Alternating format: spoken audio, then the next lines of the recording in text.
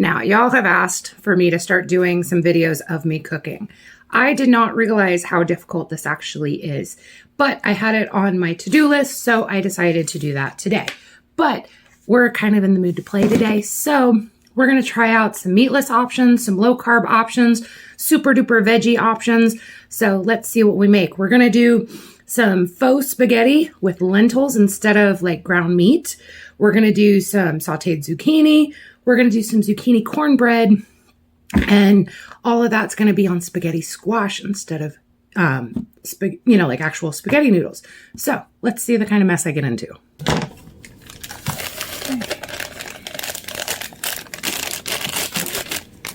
So dump it in there. 1 egg.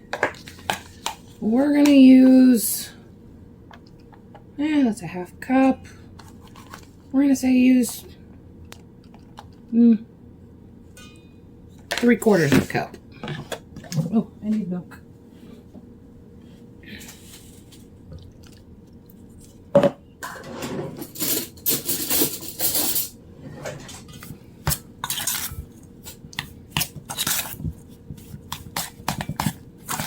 We're going to stir and stir and stir.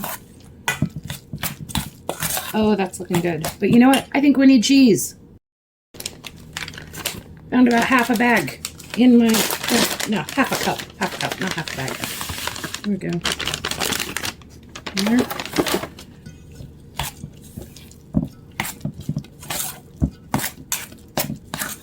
See some dry spots. I'm just going to keep.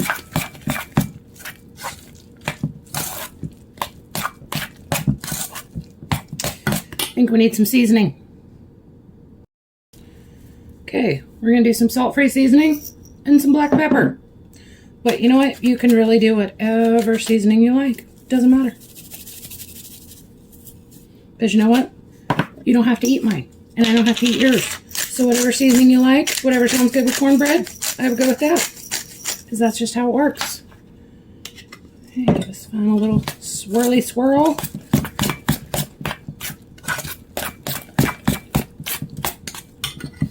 It looks like that. Now this is just a 9x13 pan that I've already greased.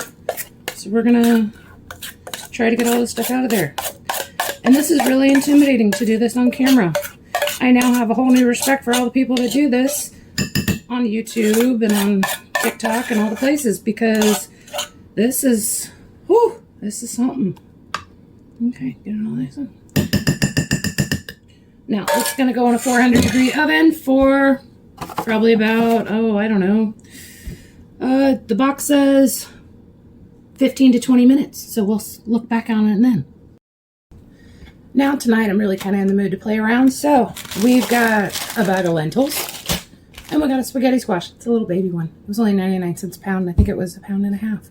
So, I'm going to show you how I do the spaghetti squash in the microwave, because oh my gosh, that is game changing, because it was so freaking easy. So let me show you what I do. Okay, first we got to get off that sticker, because I don't know about you, but I don't want a sticker on my squash, and I really don't want to put it in the microwave. Just saying. Okay, so now we got a squash. Then we're gonna need a cutting board, and if you don't know this, take a kitchen rag, put it on top, and then it won't slide around. Okay, so we got this. Now we got a big old sharp knife. Now I'm really hoping not to cut myself while on camera, because that would just be embarrassing. But I'm gonna go this way, okay? So I cut this way. Most people cut this way, okay? But I read, okay, but that's okay. We're still gonna use it. Okay.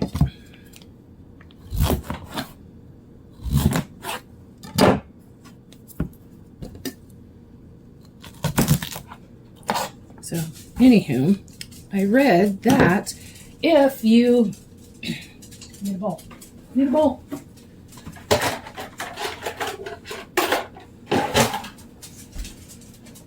So I read that if you cut it the other way, it will be more like spaghetti as a single strand instead of a whole bunch of strands.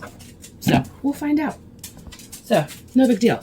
I'm not one to waste food. It's just a little spot. It was easy to get around. I'm not freaking out. So, take a little bowl. We're going to try to take all of those little seeds out. Now, I don't know that this is necessarily easier when it's cut in half the other way. Yeah, I think it's a little bit easier, but we'll see.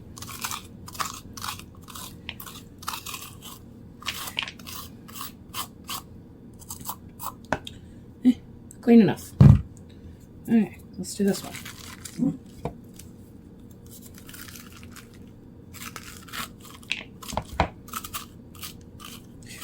This is the worst part for me. I don't like cleaning pumpkins either. Just all the stringy stuff. Just ugh. But you know what? That little notch there actually helped. So.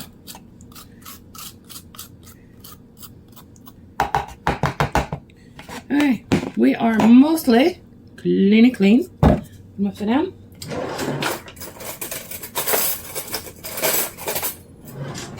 And then we're just gonna fork it. Take out some aggression. Fork it.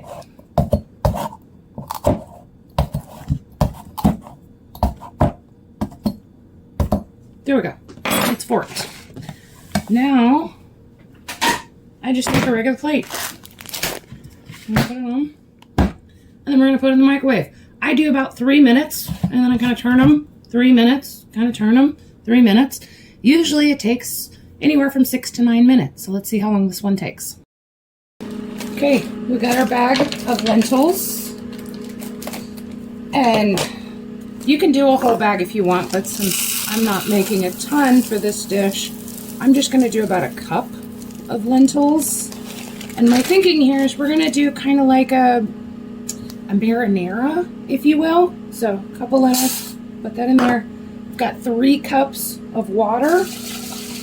Okay, and real quick, I'm just going to run my hands through this and see if we've got, sometimes you get like a stone or just a piece of trash, you know, it happens, it's not a big deal. Okay. Now, I got some, let's see here, beef bouillon that we're going to use. I'm going to say let's just do 1 teaspoon. This is a ½ teaspoon measure. Actually, let's go a little more. 1½ teaspoons. Okay. We'll go ahead and put this in here. And then we're just going to let this cook. We're going to bring it to a boil, and then we're going to let it simmer, and then we'll take a look then. Okay, these just came out of the microwave. They were about 5.5 minutes. They are steaming mad. So let's just chill them out. I'm going to say let's just leave them on the counter for like 10 minutes till they're actually manageable and easy to work with, because otherwise I can just see myself burning the crap out of myself. Now, one of the things I do like about lentils is you don't have to pre-soak them. You don't have to, you know, leave them in water overnight like you do with some dried beans. You can literally, you just put them in a pot with some water. You could put them in the crock pot. You could do an Instant Pot, I'm sure. Really, and they just need to cook. It's very similar to rice, where you're going to bring it up to a boil, and then you're going to put a lid on it, and you're going to let it simmer, usually for about 20-30 minutes. If you overcook it, it's going to kind of turn to mush. So depending on what you're using it on, you might want mush.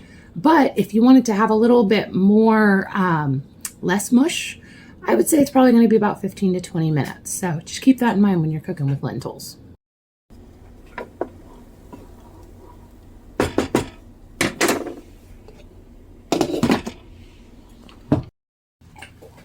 Okay, we gave these, 5-10 minutes to kind of cool down. They're still a little warm, but they're not bad. So I just grab a bowl, do this, and then, oh, they are still hot. So let me grab some tongs.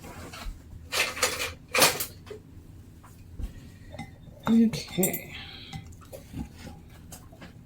And then I'm just using my fork to pull it out. And they do seem to be bigger strands than cutting it the other way, but honestly, I'm just going to say cut it whatever way works for you.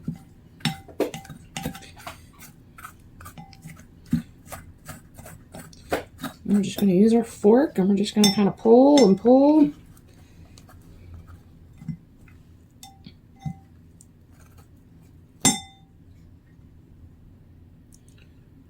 All right. Oh, cornbread's done. False alarm. It needs probably another 2.5 minutes. So let's keep going. Whew. Okay.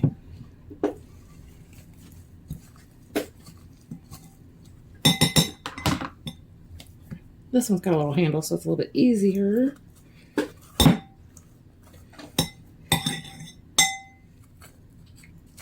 And like I said, this was only like 1.5 pounds, and you can get these things really big, but you know, you just have to depend on how much you're going to use. If you're low carb and you're going to use this to replace, you know, some pasta, or if this is just going to be a side dish, you're just going to have to play it by ear. And then I kind of like mine to mimic pasta, so I'm not going to add a ton of seasonings, but as you can see, it looks like pasta. So we're going to add a little bit of butter. I'm just going to let that kind of melt. And I'm not going to add a whole bunch of seasoning, but I am going to add some shredded Parmesan. No real measurement. I'm just going to kind of do maybe 1/2 cup.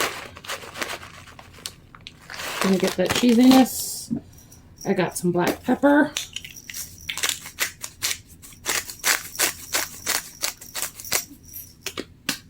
We just recently got this. It's garlic and sea salt. I don't really go with a whole lot of salt in my stuff. Why, you ask? My husband's family has a history of heart disease and heart stuff, and they always recommend that he goes on a low sodium diet. So that's why you may notice that on a lot of my stuff I choose the low sodium options. Part of it's just habit, and part of it's just because that's something we keep an eye on. So we're going to let this chill out. It's kind of a big block, so you know what? I'm going to say that cutting it the other way might be better.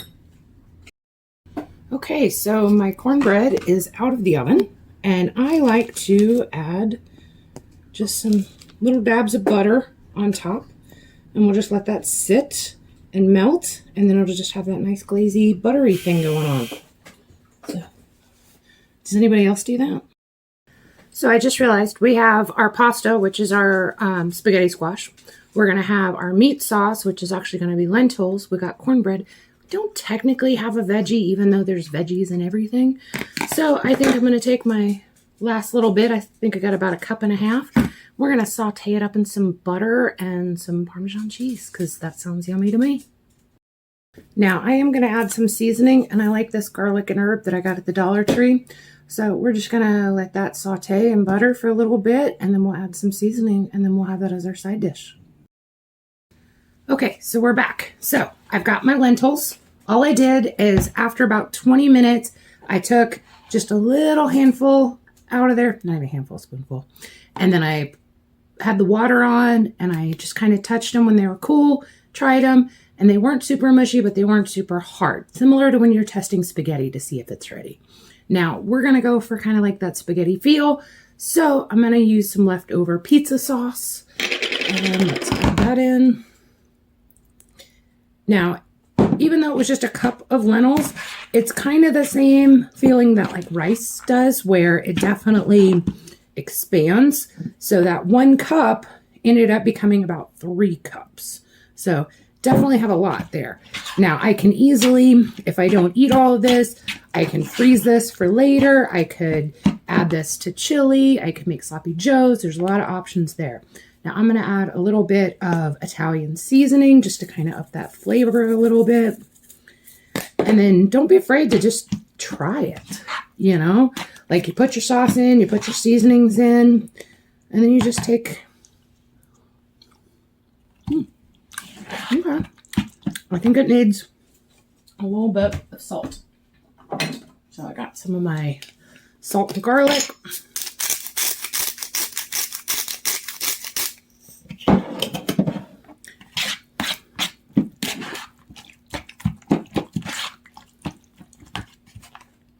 there we go.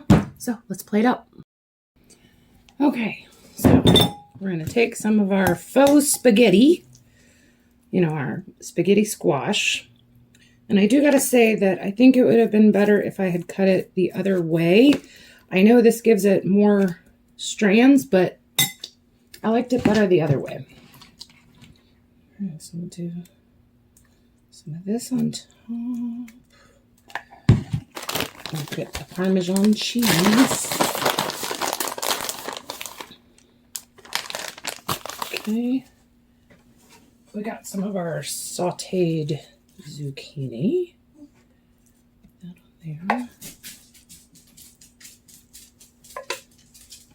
there. Don't want to forget. Now, oh, I have blueberries. Now, if you're on my Facebook page, you'll know that I usually try to add some fruit to all of my dinners. So we just give these a little wash, and then throw those on the plate as well. So there we go. Got a nice plate. So let's give it a try. How is it? I don't know. Let's see.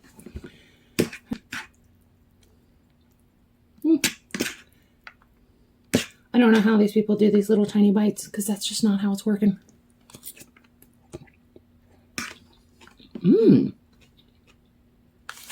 That's actually really good.